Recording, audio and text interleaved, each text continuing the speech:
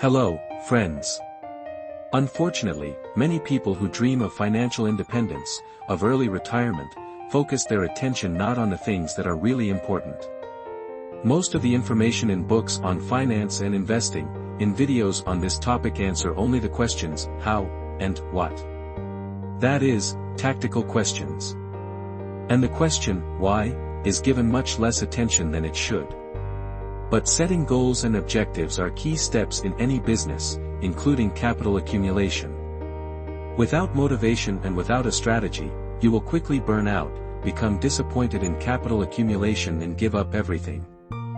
For example, Robert Kiyosaki is often criticized, called an info gypsy, a bookseller and a seller of hope. By the way, I do not share such attacks, because Robert plays an important role, motivational. He makes up for what many lack. People are waiting for a magic pill, a secret that will allow them to make a fortune quickly. But the problem is that such a pill does not exist. And the only steps you should take were formulated a long time ago by Morgan Housel, the man who understood the principles of capital accumulation, the psychology of money and the ideology of early retirement. And these 4 steps in a simplified form sound something like this. First, spend less than you earn. Second, save and invest the difference. Third, collect a diversified portfolio, i.e. reduce risks. And finally, the 4th rule, be patient. Just be patient, learn to wait. Only a patient hunter becomes successful.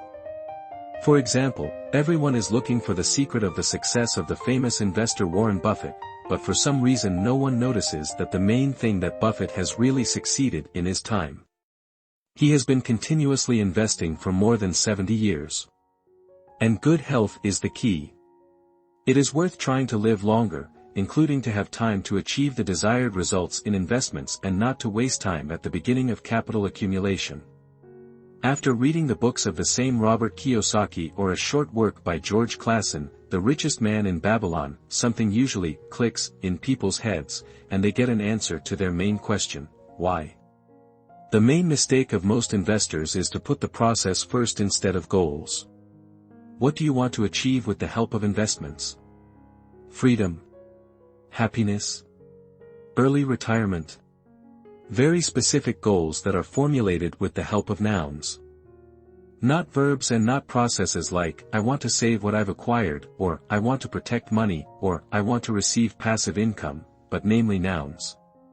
Happiness, well-being, financial independence. By the way, passive income is a kind of myth. In fact, 100% passive income and passive investments do not exist in nature. There is no such thing as a completely risk-free investment. Often there is some substitution of concepts. It is like if a builder was asked, why do you need a saw? The answer is, to saw. But the final goal should be to build a house. In the same way, behind a multitude of small subtasks, we often miss the most important thing, the main goal of our investments. Most books on economics and investments answer the question, which saw to choose, and how to saw correctly, but not the question, why is it worth doing this at all? You usually brush off this information, like, I already know this, better tell me something specific, a tricky formula, or a complex method.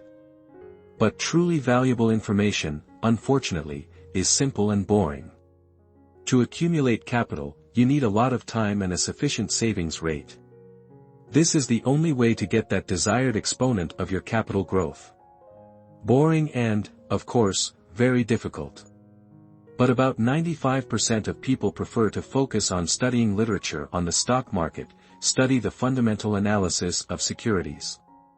But there is little time left to simply increase your income and reduce your expenses. And this is the key multiplier, the savings rate and time. We are all sometimes surprised when we hear the news that another telephone scammer has lured another gullible elderly woman or man out of a huge sum of money. We are perplexed, where can an elderly person, a pensioner, get such money? The answer lies in the time of accumulation. Old people simply had a lot of time for investing. The compound interest multiplier worked. A 90-year-old grandmother with a modest but regular income can be more successful in investing than a professional economist, for example, a professor of economics. Books on investing and buying courses from so-called investment gurus will not actually help you get rich. It is important to ask yourself the right question: do you want to get rich or do you want to stay rich? These are fundamentally different goals. If you are not rich now and want to get rich, then you are studying the wrong thing. You do not need books on investing, because they teach something else: how to stay rich, how to preserve the capital you already have. The stock market itself has not made anyone rich, other competencies and other knowledge are needed. Wealth is created honestly only by creating benefits for society. I repeat this in almost every video I make on the topic of finance.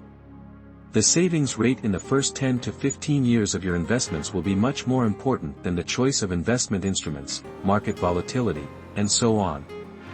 If, for example, in the 70s to 80s your grandfather or grandmother were asked where to invest money, they would probably answer, an apartment, a car, precious metals. And ultimately, most likely, this would have turned out to be the right investment, the right advice, since most of the capital would have been transferred through time. An investor from the late 90s would tell you, buy dollars, or buy one-room apartments near the metro and rent them out. And this would also be the right advice, the right investment idea. Now investors in the stock markets laugh at investors of the old school. Well, our children and grandchildren, in turn, are more likely to laugh at index investing, at the passion for cryptocurrencies, at current investors and fashionable investment instruments. Over time, everything will become obvious. The environment and living conditions are constantly changing, and to become successful, you should learn to adapt, learn something new, but do not forget about human biology, about basic human needs, about human psychology. To understand the world of money, you should put aside books on economics and finance and pay more attention to other sciences, other areas of our life. Only at the intersection of sciences can something truly worthwhile and new be born. Study and develop critical thinking in yourself, study the psychology of people, their behavior. This is exactly what Morgan Housel talked about in his book, The Psychology of Money. Understanding life itself, possessing worldly wisdom, you will most likely accurately determine what is worth investing in and what is not. These are my thoughts, friends. Thank you for your attention. Subscribe to the channel. Wishing you well-being, good health, and see you soon.